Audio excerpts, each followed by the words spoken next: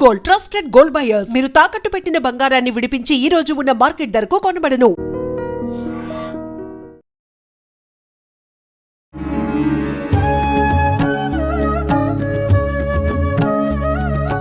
నమస్కారం, welcome to I dream. ధర్మ మార్గం విత్ విజిత కార్యక్రమానికి స్వాగతం. ప్రస్తుతం మనతో పాటు ఉన్నారు ప్రముఖ ఆధ్యాత్మికవేత్త ప్రొఫెసర్ సత్యనారాయణ మూర్తి గారు. ఇప్పుడు గురుగారితో మాట్లాడదాం. నమస్కారం గురుజీ. నమస్కారం అమ్మా విజిత. గురుజీ, చాలా వరకు చూస్తూ ఉంటాం రామకోటి అని చెప్పి రాస్తూ ఉంటారు. అంటే శ్రీరామ శ్రీరామ శ్రీరామ కోటి సార్లు రాయటము ఎందుకని రాయాలి అంటే, ఇది రాయటం వెనకాల ఆంతర్యం ఏంటి? ధర్మానికి అంటే ధర్మ మార్గంలో వెళ్ళటానికి ఒక మార్గం ఏర్పడుతుంది అనడం కోసం రాయాలా, లేదంటే సహజంగా కామ్యాలు ఉంటూ ఉంటాయి, కామ్యాలు నెరవేరడం కోసం రాయాలా? అసలు ఏంటి ఫలితం రాయటం వల్ల? ఆపదామపహర్తారం దాతారం సర్వసంపదాం లోకాభిరామం శ్రీరామం భూయో భూయో నమామ్యహం. ఈ సర్వలోకాలకి ఏకైక నాథుడు శ్రీరామచంద్రుడు ఒక్కడే. అటువంటి రాముడు ఆయన ఎవరు? శ్రీరామ రామ రఘునందన రామ రామ శ్రీరామ రామ భరతాగ్రజ రామ రామ శ్రీరామ రామ రణకర్కశ రామ రామ శ్రీరామ రామ శరణం భవ రామ రామ. ఆ శ్రీరామచంద్ర ప్రభు యొక్క పాదపద్మాలకు నమస్కారం కనుక చేసుకున్నట్లయితే అన్ని కామ్యాలు, ప్రజల యొక్క అన్ని కామ్యాలు తీరడం ఖచ్చితం. అసలు శ్రీరామచంద్రుడు నారాయణుడు వైకుంఠం నుంచి భూమి మీదకి ఎందుకు వచ్చాడు? అసలు అందరూ అనుకుంటారు ఇది సింపుల్ అనమాట, దుష్ట శిక్షణ శిష్ట రక్షణ అంత. ఏమిటి దుష్ట శిక్షణ? ఎవరు? అప్పుడు రామచంద్ర ప్రభు రాముడు వారి కాలంలో చంపేసిన రాక్షసులందరూ మళ్ళీ నెక్స్ట్ జన్మలో, కృష్ణుడి జన్మలో, రామ మళ్ళీ మేము నీ మీద కక్ష తెచ్చుకుంటాం అని మళ్ళీ గ్యాంగ్ అందరూ కృష్ణావతారంలో వచ్చేసారు. సరే రండి, ఇప్పుడు నేను చాలా బిజీగా ఉన్నాను, భక్తులను అనుగ్రహించాలి, నెక్స్ట్ జన్మలో కృష్ణావతారంలో కొంచెం ఖాళీగా ఉంటాను రండి అని అంటాడు కృష్ణుడు. తీరిగ్గా ఒక్కొక్కడిని వేసేస్తాడు. మళ్ళీ అదే రాక్షసులు కలియుగంలో మానవులుగా పుట్టారు, మనమేనమాట. మనలో ఉన్నటువంటి రాక్షస గుణాలే వాటిని సంహరిస్తాడు రామప్రభు. వీటిల్ని మరి విడివిడిగా వచ్చి బాణాలు వేసి చంపడం. రామ మంత్రముతో ఒక్కొక్క బాణము రామ బాణమే రామ నామం అన్నమాట. అందుకనే రామ రామ రామ అంటూ రామకోటి రాసేస్తాం, కోటి రాసేస్తాం. కోటి అనే పదం ఎక్కడి నుంచి వచ్చిందంటే, కోటి ఎందుకు రాయాలా, లక్ష ఎందుకు రాయకూడదు, రామ లక్ష రామ 1000 అని ఎందుకు అనకూడదు? కోటి కోటి కోటి నమస్కారాలు అంటాం ఎవరికైనా సరే చేసినప్పుడు. కోటి అంటే సహస్రము, అనంతము, ఇన్ఫనైట్ అని అర్థం. పూర్వంలో మనకి ఈ బిలియన్స్ మిలియన్స్ ఈ ఫారెన్లో ఇది ఈ అమెరికన్ డాలర్స్ పౌండ్స్ ఇవి రానప్పుడు మనము కోటే అన్నిటికంటే బెస్ట్ అని చెప్పేసి అదే గరిష్టం అన్నమాట. అందుకని ఆ కాలంలో రామ రామ రామ అని కోటి రాశారు. కోటి రామకోటి అది కాదు రాసేది, రామ రామ రామ దాని ముందు శ్రీ రాయాల. అప్పుడు ఎంత అయిపోయిందనమాట, శ్రీరామ రామ రామ ఒక కోటి రాసేసినట్టు క్లియర్గా శాస్త్రం చెప్తోంది. ఏమని? శ్రీరామ రామ రామేతి రమే రామే మనోరమే. తన మనోరమ అయినటువంటి పార్వతీదేవికి పరమేశ్వరుడు చెప్పాడు. ఏమన్నాడు? సహస్రనామ తత్తుల్యం. సహస్రము అంటే సంస్కృతంలో అనంతము అని అర్థం, ఇన్ఫనైట్, కోటి అని అర్థం. సహస్ర నామ 1000 నామాలు, కోటి నామాలు రాసినంత ఫలితం. తత్తుల్యం దేంతో సమానం అంటే రామనామ వరాననే, రాముని యొక్క నామము వరాననే. అంటే ఇటువంటి నామాలు, రాముడు నామాలు కోటి రాస్తే ఒక్కసారి షార్ట్కట్లో రామ రామ రామ శ్రీ ముందు పెట్టేస్తే కోటి రాసినట్లు లెక్క. అందువలన ఇక నుంచి అమెండ్మెంట్స్ ఉంటాయన్నమాట. ఇప్పటి నుంచి రామకోటి రాసేటటువంటి వాళ్ళందరూ కూడా రామ రామ రామ ముందు శ్రీ పెట్టి రాశారనుకోండి, కోట్ల కోట్ల రాముడి యొక్క ఫలితం వస్తుంది. అందువలన ఈ విధంగా ప్రజలకు ఏముంటుంటాయమ్మా, ప్రజల యొక్క బాధలను తొలగించడానికే శబరి అమ్మవారు ఆమె రాముని యొక్క దీనికోసం తపస్సు చేసింది. తపస్సు చేస్తే రామచంద్ర ప్రభు ఆమెకు మోక్షాన్ని ఇచ్చాడు. ఆమె పేరు చరితార్థం శబరి నదిగా మార్చాడు. ఇప్పటికీ ఆమెను చెప్పుకునే విధంగా చేశాడు. రాముడు మానవుడా, రాముడు దేవుడా అనేటటువంటి వాళ్ళందరికీ రామాయణం జరిగిందా, రాముడు కల్పితమా అని చెప్పేటటువంటి వాళ్ళందరికీ హైదరాబాద్లో ఉంటున్న ప్రతి ఒక్కడికి కూడా తానీషా ప్రభు తెలుసు. గోల్కొండ వెళ్తే తెలుస్తుంది. తానీషా ప్రభుకి కల్లోకి వచ్చి ఆయన శ్రీరామచంద్రుడు లక్ష్మణుడు ఇచ్చినటువంటి కాయిన్స్ ఇప్పుడు కూడా నవాబ్ చక్రవర్తుల ఇళ్లల్లో ఉన్నాయి, మ్యూజియంలో ఉన్నాయి, వెళ్ళి చూసుకోవచ్చు. ఎక్కడున్నాయి? సాలార్ జంగ్ మ్యూజియంలో చాలా గుప్తంగా దాస్తారు. మనం అడగాలన్నమాట, ఆర్కియలాజికల్ డిపార్ట్మెంట్ వాళ్ళని అడిగితే అవి చూపిస్తారు. అంటే ఆ కాలంలో రామచంద్ర ప్రభువుల యొక్క కాలములో ఉన్నటువంటి ముద్రలు వేసి ఉన్నాయన్నమాట. దాంతో ఎంతకంటే రుజువులు ఏం కావాలా? రామచంద్రుడు నారాయణుడిగా భూమి మీదకి వచ్చాడని.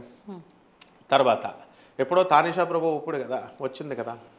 అందుకని ఎవరికైతే ఈ యొక్క రామకోటి అనేటటువంటిది మనం ఆ కాలంలో ఒక కోటి నామాలు అని చెప్పేసి రాసేవాళ్ళం. ఇప్పుడు చక్కగా ఆ పుస్తకాలు అనేకమైనటువంటి కోట్ల నామాలు రచించవచ్చు ఒక్క రామ రామ రామ ముందు శ్రీ పెట్టినట్లయితే. దీంట్లో ఏంటంటే రామకోటి అని అంటే రామచంద్ర ప్రభు యొక్క కోటి అనుగ్రహాలు వస్తాయని కూడా అర్థం. కేవలము ఒక్క అనుగ్రహం కాదు. ఆయన మనం ఒక వరం కోరుకుంటే ఆయన కోటి కోటి వరాలను ఇచ్చేటటువంటి దయామూర్తి ఆయన. అలాగే లాస్ట్కి రావణాసురుణ్ణి ఆఖరిగా చంపబోయేటప్పుడు రామావతారంలో ఆఖరిగా రేక్కి పశ్చాత్తాపడు, నన్ను క్షమించమని అడుగు, వదిలిపడేస్తానన్నాడు. అంటే ఆయనకు ఆళ్ళు పట్టుకోమని అనడం కాదు, అది పశ్చాత్తాపడాలి, చేసిన తప్పుకి మళ్ళీ నేను చేయను అని. అట్లీస్ట్ ఆ వరాన్ని అతడు వినియోగించలేకపోయాడు. అలాగే శ్రీకృష్ణ పరమాత్మ అవతారంలో సాల్వుడికి రాధమ్మ తల్లి అలాగే కృష్ణ పరమాత్మ కూడా ఆఖరి అవకాశం ఇస్తారు. పశ్చాత్తాపడరా నాయన అంటే వాడు పశ్చాత్తాపడకుండా రాముడికి దూరంగా పారిపోవాలనుకుంటాడు కృష్ణుడికి. అందువలన వేరే ఆల్టర్నేటివ్ లేక చంపేస్తాడు సుదర్శన చక్రాన్ని ఉపయోగించి. కాబట్టి రాముణ్ణి ఒక దేవుడిగా లేకపోతే మనకు అందని ద్రాక్ష పండుగ చూసుకోకుండా ఆయన మన అందరిలో ఒకడు, మన కుటుంబ సభ్యుడైన మన పేరెంట్ అని ఆయన ఏమిటి శ్రీరామ రామ రామ అంటే చాలన్నమాట. ఆయన భరతుడికి అగ్రజుడే కాదు. భరతుడు అంటే భరతవంశం మనమే. ఇట్ ఈజ్ ఇండియా మొత్తం. అప్పుడు ప్రపంచం అంతటికి ఒకటే పేరుండేది, భారతదేశం అంతే. ఇప్పుడంటే విడిపోయింది కాబట్టి బంగ్లాదేశ్, బలూచిస్తాన్ ఇలా అయిపోయినాయి, మొత్తం అంతా ఒకటే. అందువలన ఆ యొక్క దేశాన్ని స్వామివారు పరిపాలించారు ఏకత్రాటి మీద అందరికీ కూడా. మైథిలీ నగరం ఎక్కడుంది? నేపాల్ దగ్గర, బీహార్ కొంచెం 100 కిలోమీటర్ల దూరంలో బీహార్లో ఉంది. సీతాదేవి, సీతామఢి అని ఉంటుంది లక్నో దగ్గర. ఇలా అంటే మొత్తం ప్రపంచం అంతా కూడా ఒకే దేశంలో ఉండేది, అండర్ వన్ షెల్టర్ ఉండేదని అర్థం.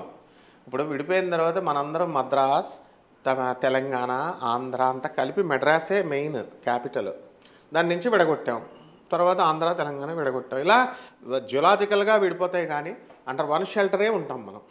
కాబట్టి అదే భూమండలం. ఆ భూమండలాన్ని పరిపాలించిందే రామచంద్ర ప్రభు.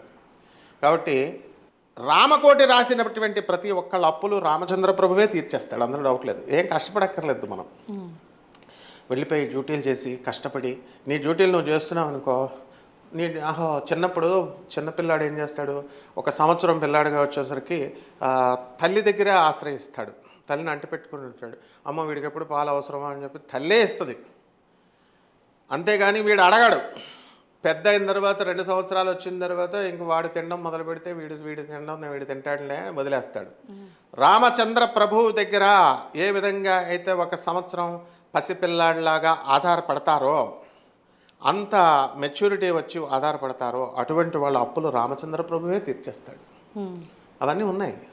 మా గురువు గారు బులుసుదయ భాస్కరం గారిని, ఆయన రామ అంటే చాలు బటపట కళ్ళమ్మట నీళ్లు కారిపోయి అంత రావాలి భక్తి. అంటే తన్మయత్వం వచ్చేయాలి. రామ అనగానే మనం ఆర్టిఫిషియల్గా అర్థం కాదు. ఇప్పుడు చచ్చిపోతే దగ్గరున్న రిలేటివ్స్ చచ్చిపోతే, మా బాపమ్మ గారు చచ్చిపోతే మా బావ వచ్చాడు, మా మామయ్య అన్నాడు. అప్పుడు దాకా సైలెంట్గా ఉన్నాడు. మళ్ళీ మా బావ వచ్చేసరికి వాళ్ళిద్దరు క్లాస్మేట్స్, మా బావ మా మామయ్య. ఆయన వచ్చి మళ్ళీ స్టార్ట్. అలా ఆర్టిఫిషియల్గా ఉండకూడదు. రామనామం చెప్పగానే ఆ బటబటా కళ్ళమట వచ్చేయాలి. ఆ తన్మయ స్థితితో రామకోటి రాయాలి. ఊరినే రాసేయడం కాదు, ఫోన్స్ అటెండ్ చేసుకుంటూ లేకపోతే మాట్లాడుతూ ఏదో ఆలోచిస్తూ. All the thoughts should be suspended. ఇంకా ఏంటంటే యాక్షన్స్ షుడ్ బి సస్పెండెడ్. ఆ విధంగా రాముడి పాదాలే నాకు శరణ్యం అనే విధంగా జైల్లో పడేస్తావో లేకపోతే నాకు ఏం చేస్తావో నాకు అనవసరం అని చెప్పి తహసీల్దార్ ఉద్యోగం చేసుకోకుండా రామదాసు ఎవడి డబ్బులు పెట్టి ఎవరి డబ్బులైనా సరే నాకు పర్వాలేదని కట్టి పడేశాడు అంతే. ఆయన జైల్లో పడేశారు. జైల్లో పడేస్తే రాముడే వచ్చి విడిపించుకున్నాడు. మన అప్పులు కూడా ఆయన రామచంద్ర ప్రభువే తీరుస్తాడు. దంపతుల మధ్య ఉన్నటువంటి అవరోధాలని ఆయనే ఆర్బిట్రేటర్గా వచ్చి కలుపుతాడు. సంతానం లేనటువంటి వాళ్ళకి ఆయనే ఐవీఎఫ్ డాక్టర్గా వచ్చి ఆయన సంతానాన్ని ఇస్తాడు. ఆ రకంగా ఏ రోల్స్లో ఎలా ప్లే చేయాలో దైవీ మనుష్య రూపంలో వచ్చి he will guide and he is the philosopher. He was the best philosopher. He is the best philosopher, philanthropist. He is our mother. మాతా రామో మత్పితా రామచంద్ర, స్వామి రామో మత్సఖా రామచంద్ర, సర్వస్వం మే రామచంద్రో దయాళుర్నాణ్యం జానే నైవ జానే న జానే.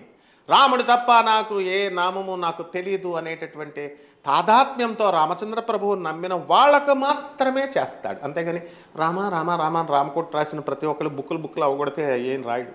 ఆ తన్మయ స్థితిలో రాయడం నేర్చుకుంటే రాముని యొక్క పరిపూర్ణ కటాక్షం మనకు వచ్చేస్తుందమ్మా.